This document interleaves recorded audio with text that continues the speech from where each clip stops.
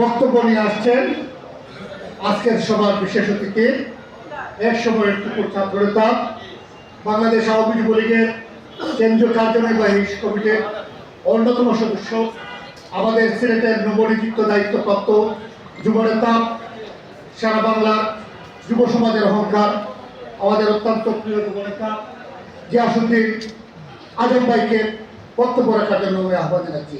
গিয়াসউদ্দিন আজম ভাই।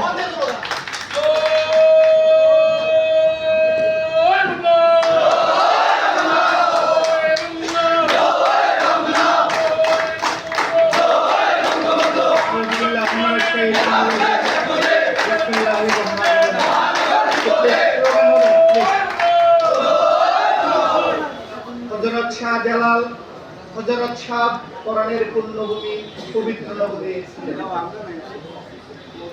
বাংলাদেশ আওয়ামী যুবলীগের মাননীয় চেয়ারম্যান অধ্যাপক শেখ মুস্তাফা শামস পরশ, সাধারণ সম্পাদক আল্লাহ আমাকে এই পবিত্র নগরী সিলেটের রাজনীতিকে সহযোগিতা করার জন্য আপনাদের কাছে পাঠিয়েছেন। আমি এই জন্য প্রথমে তাদের প্রতি কৃতজ্ঞতা জ্ঞাপন করছি। পাশাপাশি আমি মহান রব্বুল আলামিনের কাছে শুকরিয়া আদায় করছি, যিনি আমাকে এই পবিত্র নগরীতে রাজনৈতিক কার্যক্রমে সহযোগিতা করার জন্য যিনি আমাকে সুযোগ করে দিয়েছেন। এর জন্য আমি আল্লাহর কাছে কৃতজ্ঞতা জানাই। প্রিয় ভাইরা, বক্তব্য রাখবেন নেতৃবৃন্দ। এখানে আমরা আসলে বক্তৃতা করতে আসি নাই।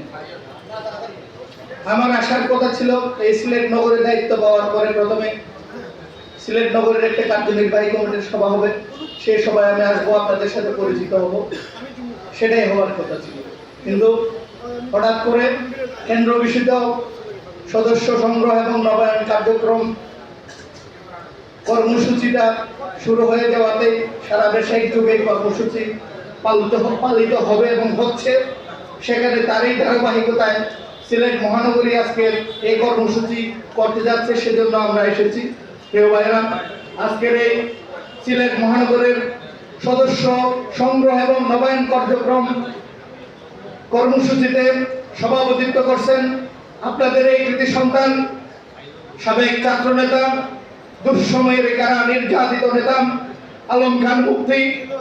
আজকের এই সভায় প্রধান অতিথি হিসেবে উপস্থিত আছেন বাংলাদেশ আওয়ামী যুবলীগের যুগ্ম সাধারণ সম্পাদক, দীর্ঘদিনের লড়াই সংগ্রামের সহযোদ্ধা, টেকনাফ থেকে তেতুলিয়া তিনি এক সময় যুবলীগকে নেতৃত্ব দেওয়ার জন্য জাহাঙ্গীর কবির নানক মির্জা আদমের সাথে ছুটে বেরিয়েছেন, অসংখ্যবার মামলা হামলার শিকার হয়েছেন আমাদের এই প্রিয় নেতা রফিকুল আলম জোয়ারদার সৈকত ভাই। আজকের এই সভা সঞ্চালনা করছেন সাবেক ছাত্র নেতা, আমাদের এই অত্যন্ত প্রিয়ভাজন সিলেট মহানগর যুবলীগের সম্মানিত সাধারণ সম্পাদক মুশফিক জয়গিরদার। বক্তব্য রেখেছেন সিলেট মহানগরের নেতৃবৃন্দ, আমি প্রত্যেকের নাম বলতে চাই না, সময় সংক্ষিপ্ত। এবং এই প্রোগ্রামের আজকের এই সভায় যারা উপস্থিত হয়েছেন সিলেটের প্রত্যন্ত অঞ্চলের যুবলীগের নেতৃবৃন্দ, সবাইকে আমি বাংলাদেশ আওয়ামী যুবলীগ কেন্দ্রীয় নির্বাহী সংসদের মাননীয় চেয়ারম্যান অধ্যাপক শেখ ফজলে শামস পরশ এবং মাইনুল হোসেন খান নিখিলের পক্ষ থেকে আপনাদেরকে কৃতজ্ঞতা জানাচ্ছি। পাশাপাশি আমি আমার ব্যক্তিগত পক্ষ থেকে আপনাদেরকে অভিনন্দন জানাচ্ছি। প্রিয় ভাইরা, আজকে আপনাদের সামনে আমরা এসেছি। আমি জানতাম এই সিলেট পবিত্র নগরী অত্যন্ত সুশৃঙ্খল এবং সংঘবদ্ধ একটি সংগঠন। আমি একটু আগে যেটা পরিলক্ষিত করলাম সেটা অনাকাঙ্ক্ষিত অনভিপ্রেত। আমি নেতৃবৃন্দকে উদ্দেশ্য করে বলতেছি, এই সিলেট মহানগরের দায়িত্ব আমাকে দেওয়া হয়েছে। আমি অত্যন্ত ছোট্ট একটা কর্মী যুবলীগের। এখানে সংগঠন চলবে সংগঠনের নিয়মে।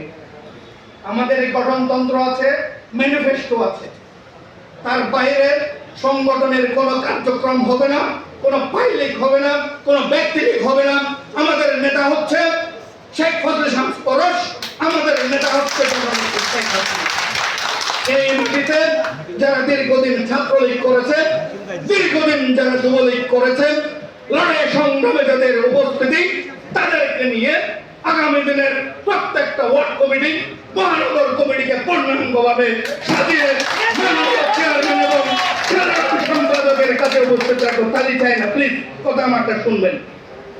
যদি দীর্ঘদিনের ত্যাগী কর্মী এবং যারা মাঠে কাজ করে তাদেরকে দিয়ে যদি সংগঠন তৈরি করতে না পারি, প্রথমত আমি আমার কার্যনির্বাহী সংসদের সদস্যপদ থেকে পদত্যাগ পত্র জমা দিয়ে আমি আমার বাসায় ফিরে যাব।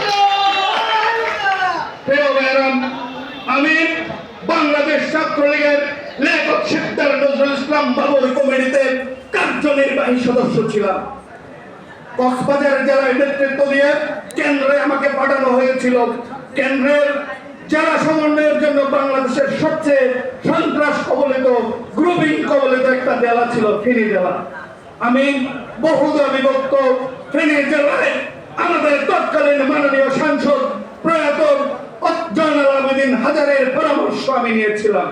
ছাত্রলীগের দীর্ঘদিনের পুঞ্জীভূত সমস্যা ফেনী জেলাকে বাংলাদেশ ছাত্রলীগের একটা মডেল শাখা হিসেবে বাংলাদেশ ছাত্রলীগের নেতৃত্বের কাছে আমি উপহার দিয়েছিলাম। ভাইয়েরা আমার, আমি আজকে আপনাদেরকে আশ্বস্ত করতে চাই, বাংলাদেশ আওয়ামী যুবলীগের যতগুলো ইউনিট আছে আমি দৃঢ়ভাবে বিশ্বাস করি, দৃঢ়ভাবে আস্থা রাখি, মুশফিক এবং মুক্তির নেতৃত্বে এই সিলেট বাংলাদেশের সবচেয়ে সুশৃঙ্খল, ঐক্যবদ্ধ, শক্তিশালী সংগঠন ইনশাআল্লাহ পরিণত হবে।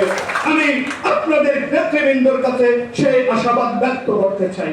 পাশাপাশি আজকে বক্তব্য দীর্ঘায়িত করবো না, আমি ব্যক্তিগতভাবে একটু অসুস্থ। আরেকদিন আপনাদের সাথে কথা হবে।